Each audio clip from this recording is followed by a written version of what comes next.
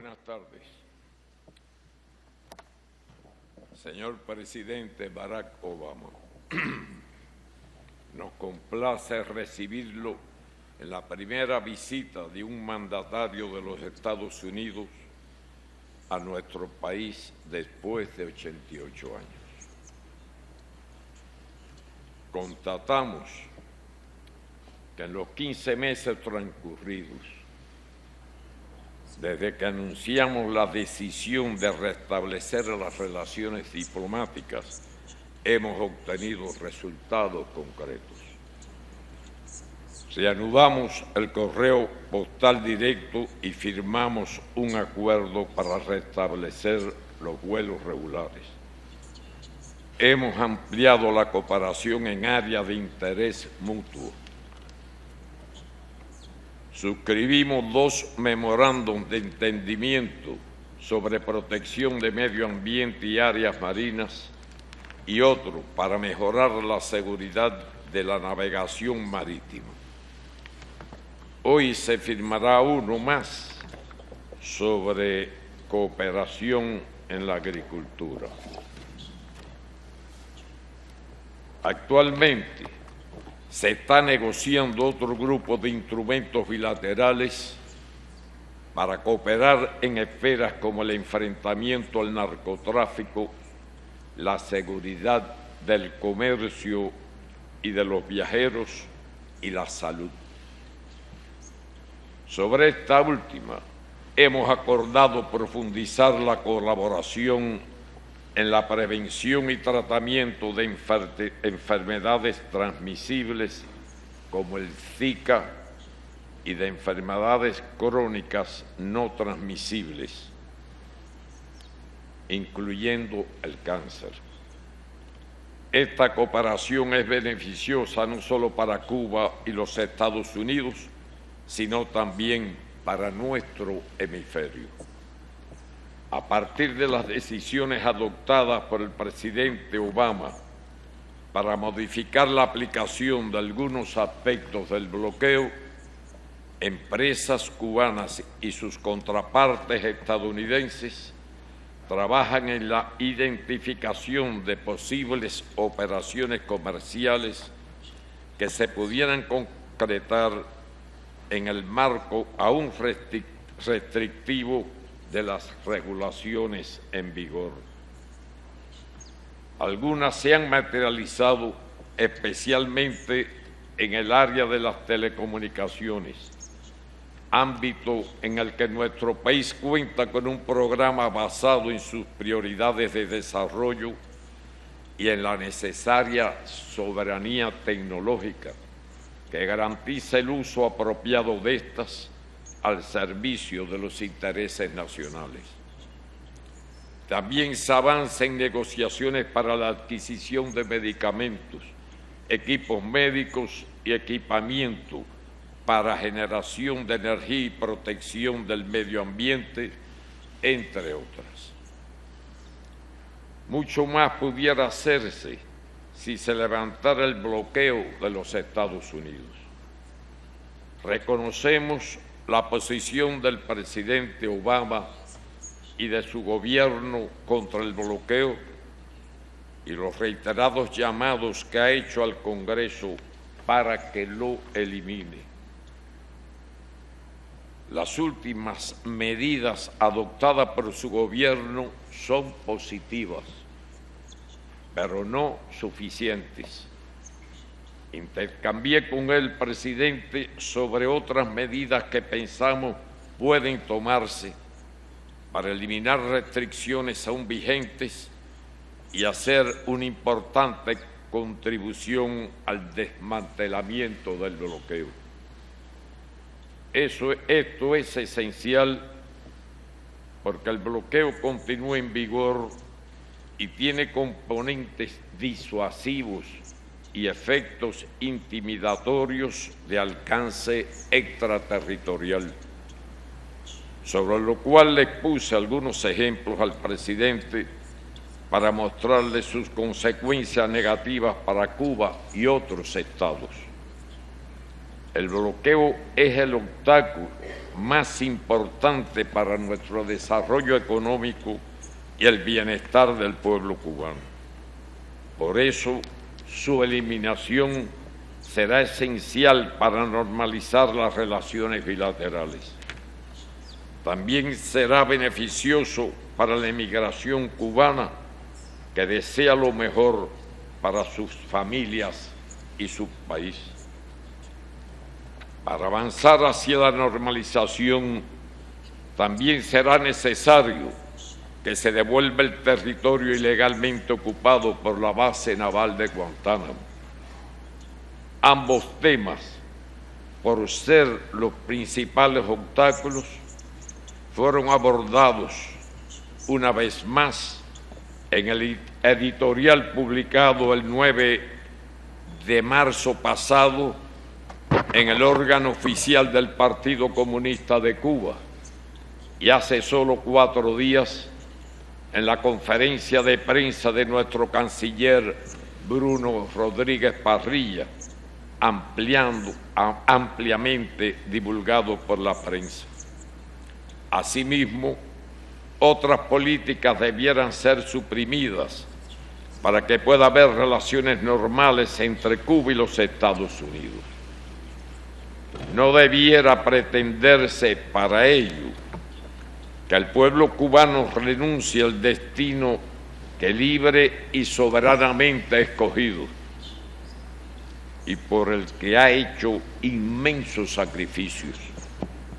Intercambiamos además sobre temas internacionales, en particular aquellos que pudieran afectar la paz y la estabilidad regional. Especialmente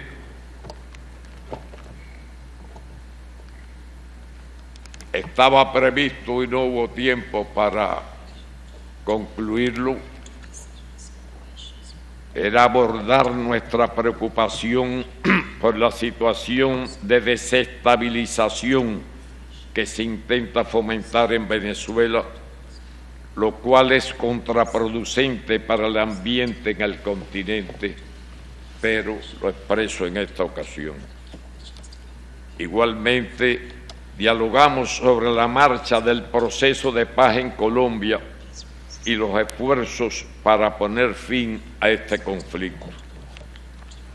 Existen profundas diferencias entre nuestros países que no van a desaparecer, pues tenemos concepciones distintas sobre muchos temas, como los modelos políticos, la democracia, el ejercicio de los derechos humanos, la justicia social, las relaciones internacionales, la paz y la estabilidad mundial.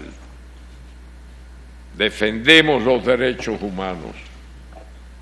Consideramos que los derechos civiles, políticos, económicos, sociales y culturales son indivisibles, interdependientes y universales.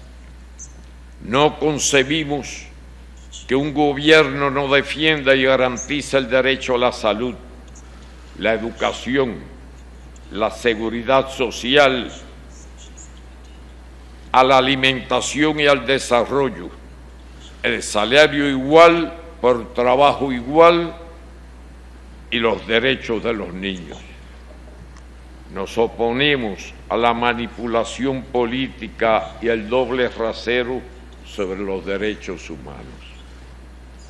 Cuba tiene mucho que decir y que mostrar en esta materia y por ello le reiteré al presidente nuestra disposición a mantener el diálogo que iniciamos.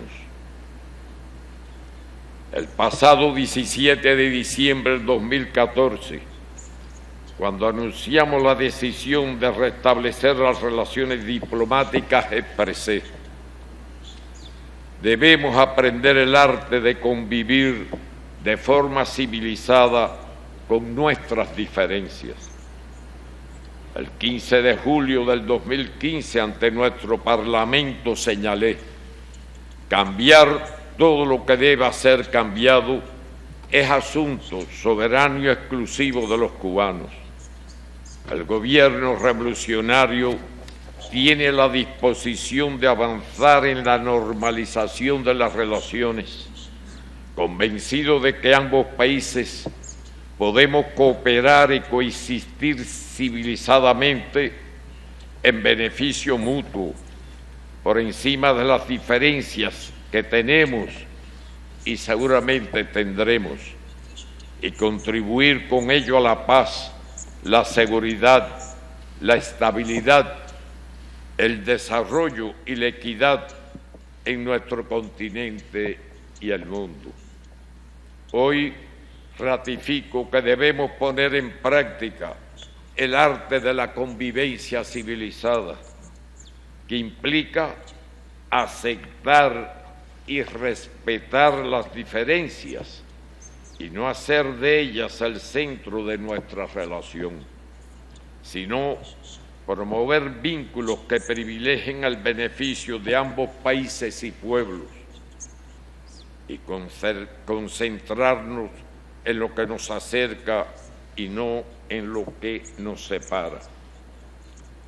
Coincidimos en que nos queda por delante un largo y complejo camino por recorrer, pero lo importante es que hemos comenzado a dar pasos para construir una relación de nuevo tipo, como la que nunca ha existido entre Cuba y los Estados Unidos.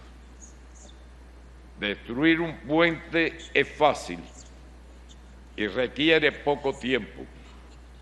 Reconstruirlo sólidamente es una tarea de mucho más y larga, es mucho más larga y difícil.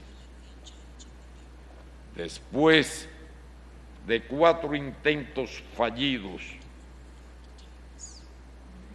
en una muestra de voluntad y perseverancia, el 2 de septiembre del 2013, la nadadora estadounidense Diana Nayat logró cruzar a nado el estrecho de la Florida sin jaula ante tiburones. Para esa hazaña de vencer la distancia que separa geográficamente a nuestros países, o por esa hazaña, el 30 de agosto del 2014, bajo los acordes de los signos nacionales de Cuba y los Estados Unidos, fue condecorada con la Orden al Mérito Deportivo otorgado por el Consejo de Estado cubano. Esta proeza contiene un fuerte mensaje. Debería servirnos de ejemplo para las relaciones bilaterales, ya que confirma que si ella pudo, entonces nosotros también podremos.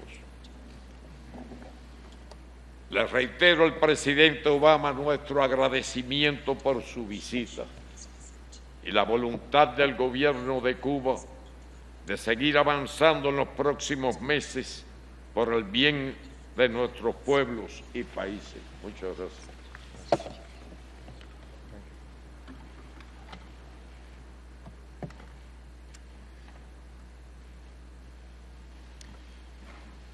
Buenas tardes, President Castro, to you, the Cuban government, and the Cuban people. Thank you for the welcome that you've extended to me, to my family, and to my delegation. For more than half a century, the sight of a U.S. president here in Havana would have been unimaginable. But this is a new day. Es un nuevo día between our two countries.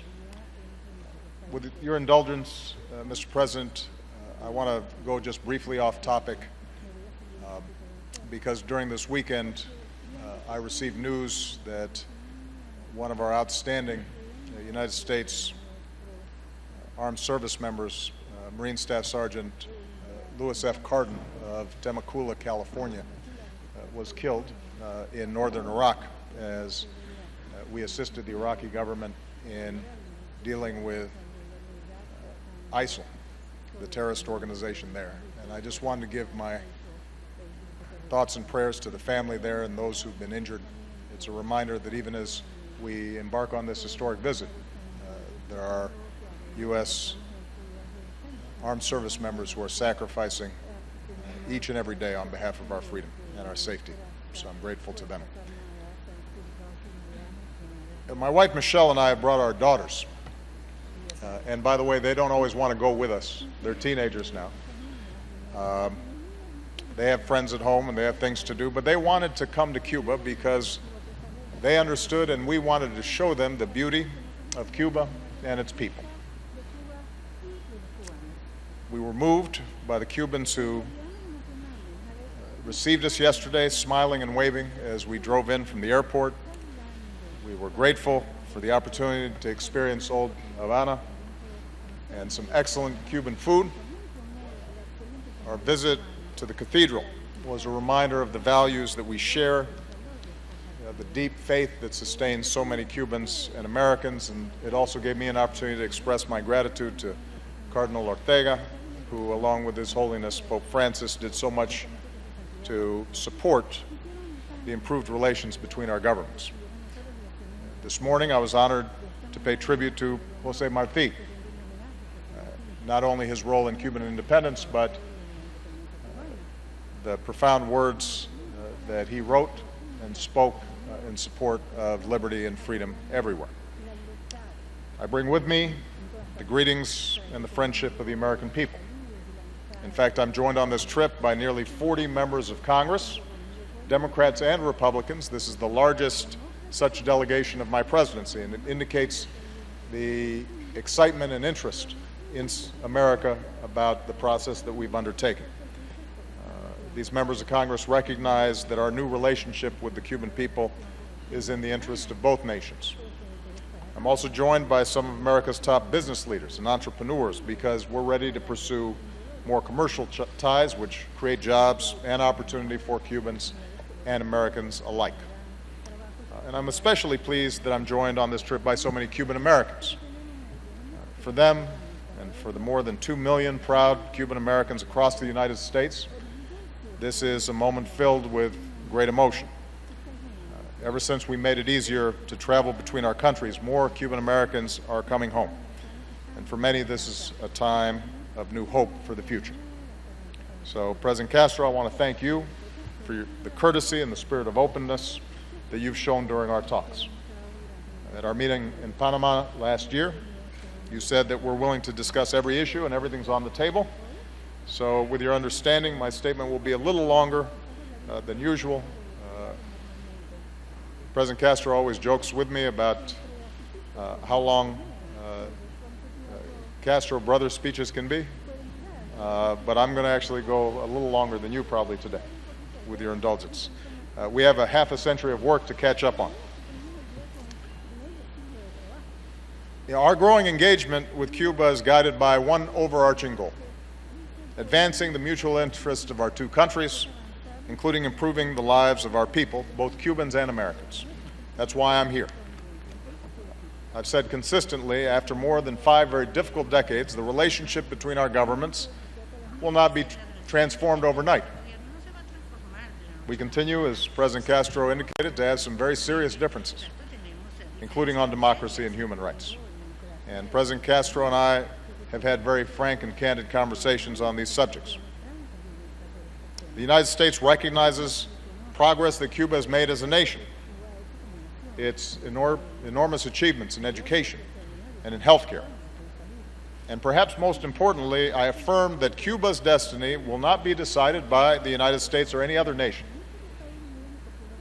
Cuba is sovereign and rightly has great pride, and the future of Cuba will be decided by Cubans, not by anybody else. At the same time, as we do wherever we go around the world, I made it clear that the United States will continue to speak up on behalf of democracy, including the right of the Cuban people to decide their own future. We'll speak out on behalf of universal human rights, including freedom of speech and assembly and religion. Indeed, I look forward to meeting with and hearing from Cuban civil society leaders tomorrow. But as you heard, President Castro has also addressed what he views as shortcomings in the United States around basic needs for people and poverty and inequality and race relations. And we welcome that constructive dialogue as well, because we believe that when we share our deepest beliefs and ideas with an attitude of mutual respect, that we can both learn and make the lives of our people better. Now, part of normalizing relations means that we discuss these differences directly. So I'm very pleased that we've agreed to hold our next U.S.-Cuba human rights dialogue here in Havana this year. And both of our countries will welcome visits by independent United Nations experts as we combat human trafficking, which we agree is a profound violation of human rights.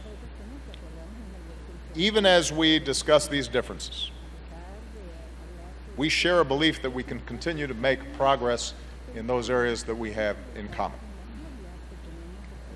President Castro, you said in Panama that we might disagree on something today on which we would agree tomorrow. And that's certainly been the case over the past 15 months and the days leading up to this visit. And today I can report that we continue to move forward on many fronts when it comes to normalizing relations. We're moving ahead with more opportunities for Americans to travel to Cuba and interact with the Cuban people. Over the past year, the number of Americans coming here has surged. Last week, we gave approval for individual Americans to come here for educational travel. U.S. airlines will begin direct commercial flights this year. With last week's port security announcement, we've removed the last major hurdle to resuming cruises and ferry service, all of which will mean even more Americans visiting Cuba in the years ahead and appreciating the incredible history and culture of the Cuban people. We're moving ahead with more trade. With only 90 miles between us, we're natural trading partners. Other steps we took last week, allowing the U.S. dollar to be used more widely with Cuba, giving Cubans more access to the dollar in international transactions, and allowing Cubans in the U.S. to earn salaries. These things will do more to create opportunities for trade and joint ventures. We welcome Cuba's important announcement that it plans to end the 10% penalty on dollar conversions here, which will open the door to more travel and more commerce. And these steps show that we're opening up to one another. With this visit, we've agreed to deepen our cooperation on agriculture to support our farmers and our ranchers. This afternoon, I'll highlight some of the new commercial deals being announced by major U.S. companies. And just as I continue to call on Congress to lift the trade embargo, I discussed with President Castro the steps we urge Cuba to take to show that it's ready to do more business, which includes allowing more joint ventures and allowing foreign companies to hire Cubans directly. We're moving ahead with our efforts to help connect more Cubans to the internet and the global economy. Under President Castro, Cuba's set a goal of bringing Cubans online, and we want to help. At this afternoon's entrepreneurship event, I'll discuss additional steps we're taking to help more Cubans learn, innovate, and do business online, because in the 21st century, countries cannot be successful unless their citizens have access to the internet. We're moving ahead with more educational exchanges. Thanks to the generous support of the Cuban-American community, I can announce that my 100,000 Strong in the Americas initiative will offer new opportunities for university students to study abroad, more Americans at Cuban schools, and more Cubans at U.S. schools. And going forward, educational grants and scholarships will be available to Cuban students. And in partnership with the Cuban government, we'll offer more English language training for Cuban teachers, both in Cuba and online. Now, even as Cubans prepare for the arrival of the Rolling Stones, we're moving ahead with more events and exchanges that bring Cubans and Americans together as well. We all look forward to tomorrow's matchup between the Tampa Bay Rays and the Cuban national team. More broadly, we're moving ahead with partnerships in health, science, and the environment. Just as Cubans and American medical teams have worked together in Haiti against cholera and in West Africa against Ebola, and I want to give a special commendation to Cuban doctors who volunteered and took on some very tough assignments to save lives in West Africa in partnership with us and other nations. We very much appreciate the work that they did. Our medical professionals will now collaborate in new areas, preventing the spread of viruses like Zika and leading new research into cancer vaccines. Our governments will also work together to protect the beautiful waters of this region that we share. And as two countries threatened by climate change, I believe we can work together to protect communities and our low-lying coasts. And we're inviting Cuba to join us and our Caribbean and Central American partners at this spring's Regional Energy Summit in Washington. And finally, we're moving ahead with our closer cooperation on regional security. We're working to deepen our law enforcement coordination, especially against narco-traffickers that threaten both of our peoples. I want to thank President Castro and the Cuban government for hosting peace talks between the Colombian government and the FARC, and we remain optimistic that Colombians can achieve a lasting and just peace. And although we did not have an extensive discussion of Venezuela, we did touch on the subject, and I believe that the whole region has an interest in a country that is addressing its economic challenges, is responsive to the aspirations of its people, and is a source of stability in the region. That is, I believe, an interest that we should all share. So again, President Castro, I want to thank you for welcoming me. I think it's fair to say that the United States and Cuba are now engaged across more areas than any time during my lifetime. And with every passing day, more Americans are coming to Cuba, more U.S. businesses and schools and faith groups are working to forge new partnerships with the Cuban people. More Cubans are benefiting from the opportunities that this travel and trade bring. As you indicated, the road ahead will not be easy. Fortunately, we don't have to swim with sharks in order to achieve the goals that you and I have set forth. As you say here in Cuba, echar para delante. Despite the difficulties, we will continue to move forward. We're focused on the future, and I'm absolutely confident that if we stay on this course, we can deliver a better and brighter future for both the Cuban people and the American people. So, muchas gracias. Thank you very much. Pasamos ahora a una breve sesión de preguntas y respuestas. Ruego a los periodistas identificarse y hacer uso de los micrófonos ubicados en la sala. Una primera pregunta, el presidente Barack Obama. Sí. First question, Jim Costa. Gracias, President Castro, para su hospitalidad en La Habana. And thank you, Mr. President. In your meeting with President Castro, what words did you use to urge him to pursue democratic reforms and expand human rights here in Cuba? Will you invite President Castro to the White House? We know he's been to New York. And why did you not meet with Fidel Castro? And President Castro, mi padre es cubano. Él se fue para los Estados Unidos cuando era joven. My father's Cuban. He left for the United States when he was young. Ve una dirección nueva y democrática para su país. Do you see a new and democratic direction for your country? Y, por favor, señor, ¿por qué tiene prisioneros políticos cubanos? Why do you have Cuban political prisoners? ¿Y por qué no los suelta? Y, por favor, una pregunta más. ¿A quién prefiere? Hillary Clinton or Donald Trump? Gracias.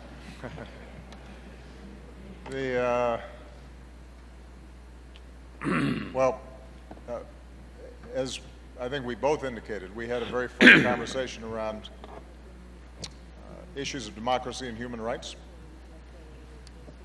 Our starting point is that we have two different systems of government, two different economies, and we have decades of profound differences, both bilaterally and internationally.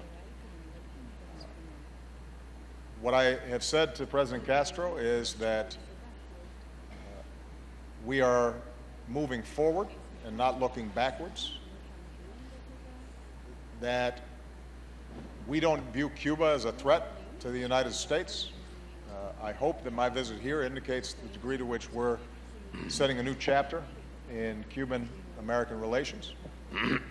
But as is true with countries around the world where we have normalized relations, we will continue to stand up for basic principles that we believe in. America believes in democracy. We believe that freedom of speech and freedom of assembly and freedom of religion are not just American values, but are universal values. They may not express themselves exactly in the same way in every country. They may not be enshrined in the founding documents or constitutions of every country the same way or protected legally in exactly the same ways, but the impulse, the human impulse towards freedom, the freedom that Jose Marti talked about, we think is a universal longing. President Castro, I think, has pointed out that in his view, making sure that everybody's getting a decent education or health care, has basic security in old age, that those things are human rights as well. I personally would not disagree with that. But it doesn't detract from some of these other concerns. And the goal of the human rights dialogue is not for the United States to dictate to Cuba how they should govern themselves, but to make sure that we are having a frank and candid conversation around this issue, and hopefully that we can learn from each other. It does not mean that it has to be the only issue we talk about. Economics, health, scientific exchanges, international cooperation on issues of regional as well as global import are also important. But this is something that we are going to stay on. And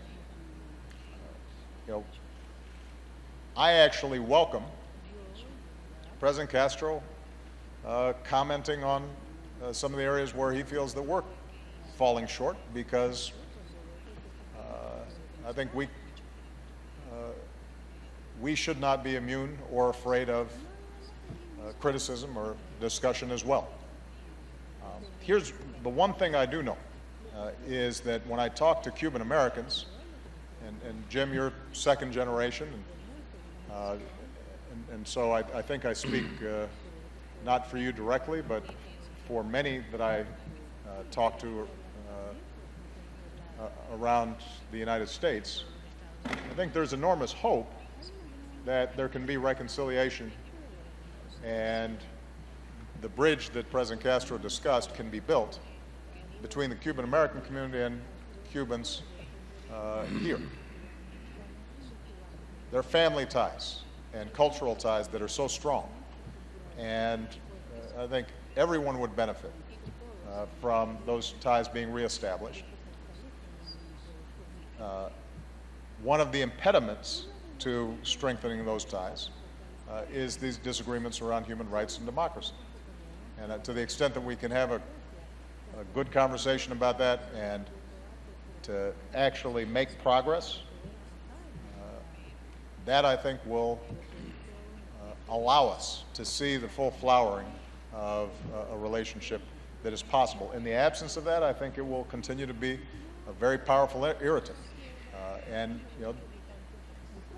this is not unique to U.S.-Cuban relations. It's one that, as you know, I have conversations with when we go to bilateral meetings with some of our very close allies, as well as countries that we don't have as close of a relationship to. But I think it is something that that matters. And I've met with people who've been subject to arbitrary detention, and That's something that I generally have to speak out on because I hear from them directly and I know what it means for them. Go ahead.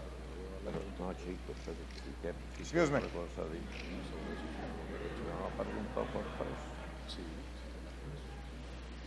¿Ya? Yeah, what?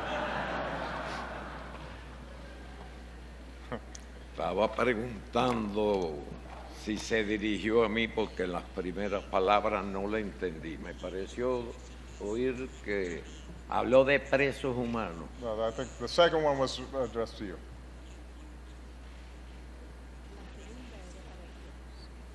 Ah, presos. And Trump and Hillary. ¿A quién? ¿A él o a mí? Para él, para su, señor presidente Castro. ¿Qué dijo de los presos políticos? ¿Qué pregunta qué? concreta hizo de los presos políticos? Sí, sí. Si hay presos políticos.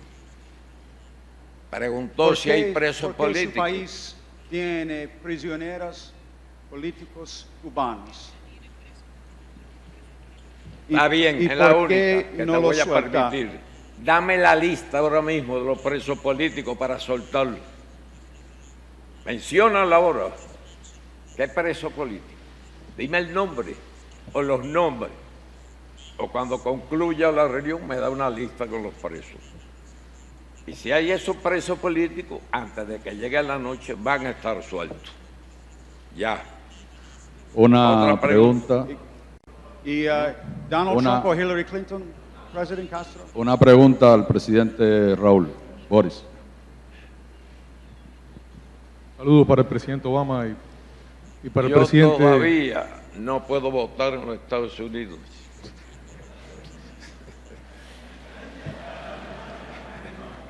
¿Cómo? Una pregunta para el presidente Raúl Castro, Boris Fuentes, de la televisión cubana. Presidente Raúl Castro, usted ha dicho en reiteradas ocasiones, y hoy lo ha repetido una vez más aquí, debemos aprender a convivir civilizadamente con nuestras diferencias. ¿Podría usted ampliarnos ese concepto en este momento histórico que está viviendo Cuba? Y también, de paso, una pregunta pequeña para el presidente Barack Obama. Presidente Obama, ¿podría el gobierno de Estados Unidos dar mayores pasos para eliminar el bloqueo de Estados Unidos durante su gobierno y no tendría que vivir una generación más de cubanos bajo este bloqueo económico y financiero contra Cuba?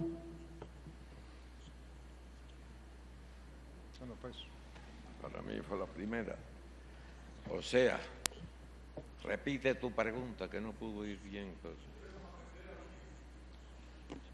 Usted ha dicho en reiteradas ocasiones, hoy lo ha repetido otra vez, debemos aprender a convivir civilizadamente con nuestras diferencias. Bien, el propio presidente Obama se ha estado refiriéndose a eso. Hemos dado los primeros pasos, bastante para ser los primeros, y debemos continuar dando esos pasos. Y estoy seguro de que lograremos convivir pacíficamente en un ambiente de colaboración mutua, como ya lo estamos haciendo en algunos aspectos, en beneficio de ambos países, en beneficio de otros países, como ya lo hemos hecho modestamente en Haití, cuando el cólera, y en África con el ébola, como él se refirió. Y que es el futuro de la humanidad si queremos salvar la especie, aunque el agua siga creciendo y la isla se reduzca.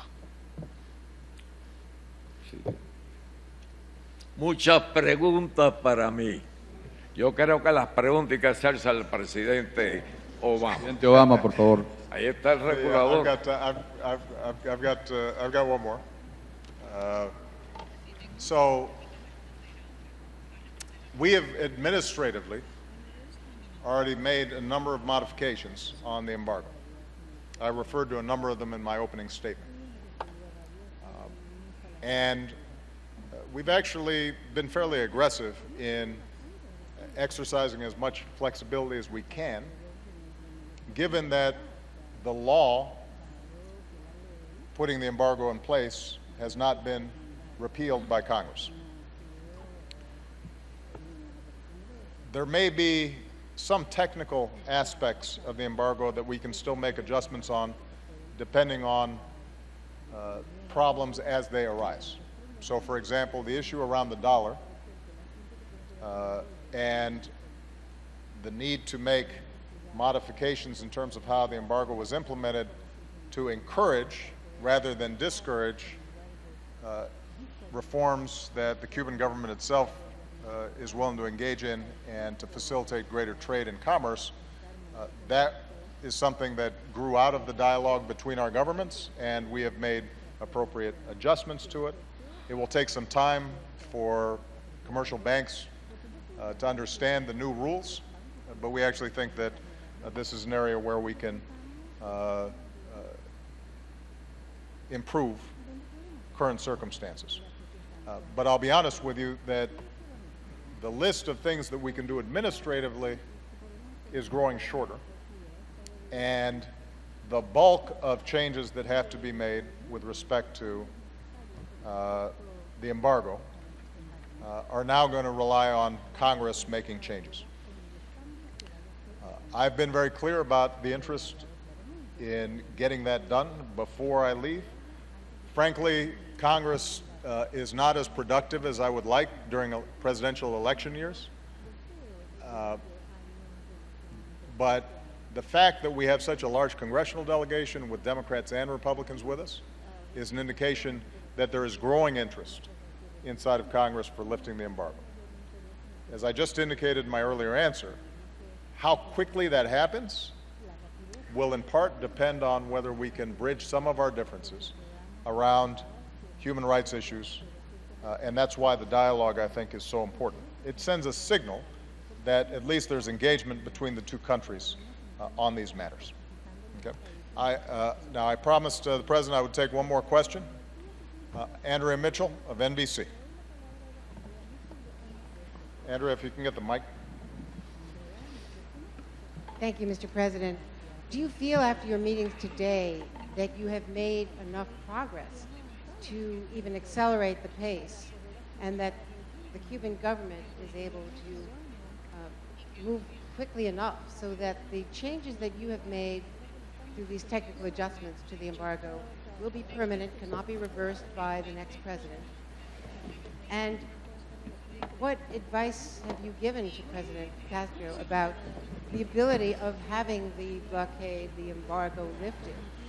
Because he has said again today, this is a continuous issue which is blocking progress from their standpoint. And you said the conversations about human rights were frank and candid, and that you want to move forward. But even as you were arriving, there were dramatic arrests of peaceful protests, the ladies in white. What signal does that send? Can you have civilized coexistence at the same time you have such profound disagreements about the very definitions of what human rights means, as President Castro expressed today?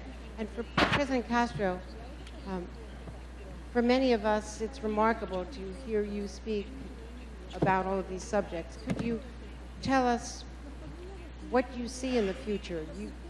President Obama has 9 months remaining. You have said you would be stepping down in 2018. What is the future of our two countries, given the different definitions and the different interpretations of profound issues like democracy and human rights? Thank you. Well, Andrea, the embargo is going to end. When? I can't be entirely sure, but I believe it will end, and the path that we're on will continue beyond my administration. The reason is logic. The reason is that what we did for 50 years did not serve our interests or the interests of the Cuban people. And as I said when we made the announcement about normalization of relations, if you keep on doing something over and over again for 50 years and it doesn't work, it might make sense to try something new. And that's what we've done. And the fact that there has been strong support, not just inside of Congress, not just among the American people, but also among the Cuban people, indicates that this is a process that should and will continue. Having said that, lifting the embargo requires the votes of a majority in Congress and maybe even more than a majority in the Senate. And as I indicated to President Castro, two things I think will help accelerate the pace of bringing the embargo to an end. The first is, to the degree that we can take advantage of the existing changes that we've already made and we see progress, that will help to validate this change in policy. So, for example, we have said that it is no longer a restriction on U.S. companies to invest in helping to build internet and broadband infrastructure inside of Cuba. It is not against U.S. law, as it's been interpreted by the administration. If we start seeing those kinds of commercial deals taking place, and Cubans are benefiting from greater access to the internet, and when I go to the entrepreneurship meeting later this afternoon, I understand that we're going to meet some young Cubans who are already getting trained and are facile and using the internet and interested in startups. That builds a constituency for ending the embargo. If we build on the work that we're doing in agriculture, and you start seeing more U.S. farmers interacting with Cuban farmers, and there's more exports and imports, that builds a constituency, and the possibility of ending the embargo increases. So hopefully taking advantage of what we've already done will help. And the second area, which we've already discussed extensively, is the issue of human rights. People are still concerned about that inside of Cuba. Now, keep in mind, I've got fierce disagreements with the Chinese around human rights. I'll be going to Vietnam later this year. I have deep disagreements with them as well. When we first visited Burma, people questioned whether we should be traveling there because of long-standing human rights violations in our view. And the approach that I've taken has been that if I engage, frankly, clearly, stating what our beliefs are, but also being clear that we can't force change on any particular country. Ultimately, it has to come from within. Then that is going to be a more useful strategy than the same kinds of rigid disengagement that for 50 years did nothing. I guess ultimately what this comes down to, Andreas, I have faith in people. I think that if you meet Cubans here and Cubans meet Americans and they're meeting and talking and interacting and doing business together and going to school together and learning from each other, then they'll recognize people are people. And in that context, I believe that change will occur.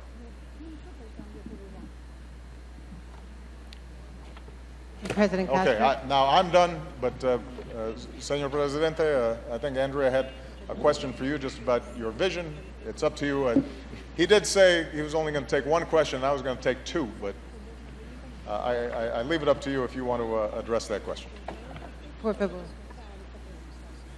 Andrea's, she's one of our most esteemed journalists in America, and I'm sure she'd appreciate just a short, brief answer. Andrea, Mr. President. sí, cómo no. El otro día le hizo una pregunta al canciller nuestro. Andrea. Le están preguntando a usted, pero tenemos que concluir. Hay un programa Yo sé que si me quedo aquí hacen 500 preguntas. Yo dije que iba a contestar una, voy a contestar 1.5. Ya el presidente Obama me In fairness, ayudó. I don't want to break the deal. Me ayudó con la respuesta. Andrea, es usted. Bien, Andrea. Yo leí algo aquí de lo que pienso de los derechos humanos, pero ahora soy yo el que le voy a hacer una pregunta a usted. En las instituciones ya reconocidas hay 40 y cuánto, 40 de... Sí. Instrumento internacional, etcétera. ¿Cuántos países, Andrea, del mundo cumplen los 61 derechos humanos? Eso es señalado ahí. Y civiles, en su conjunto. ¿Qué país los cumple todos? ¿Lo sabe usted? Yo sí. Ninguno. Ninguno. Unos cumplen unos, otros cumplen otros. Y entre eso estamos nosotros. De esos mencionados 61 son. Cuba cumple 47. Habrá otros que cumplan más y muchos que cumplen menos. No se puede politizar el tema de los derechos humanos. Eso no es correcto. Si se persiguen con esos fines, vamos a seguir con lo mismo. Por ejemplo, para Cuba, que no los cumple todos, el derecho a la salud. ¿Usted quiere un derecho más sagrado que el derecho a la salud? Que no se mueran millones y millones de niños por falta de una simple vacuna, por cualquier medicina.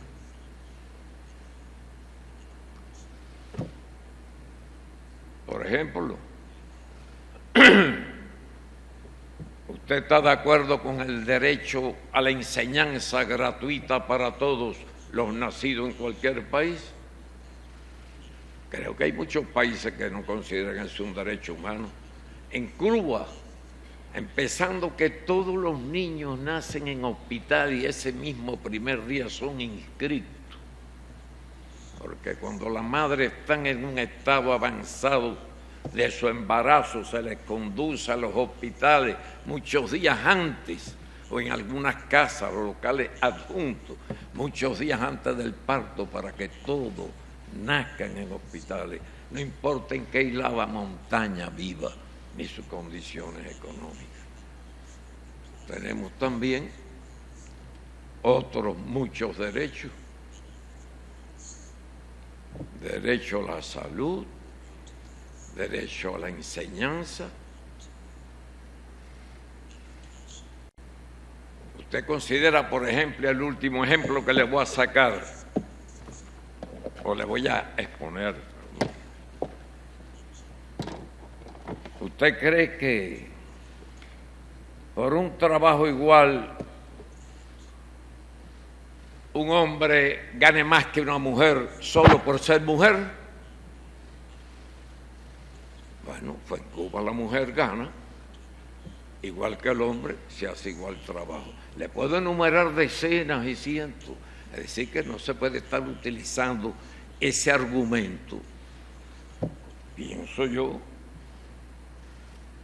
en la confrontación política, que no es justo, no es correcto. No quiero decir que no es honesto, eso forma parte de las confrontaciones. Vamos a trabajar para que todos podamos cumplir todos los derechos humanos. Eso es así. Igual que hablar de precios. Yo voy a terminar porque fue un compromiso determinar puntual. No es correcto por preguntarnos por presos políticos. Dígame el nombre del preso político. Y ya. Hemos concluido. Muchas gracias a todos por la participación.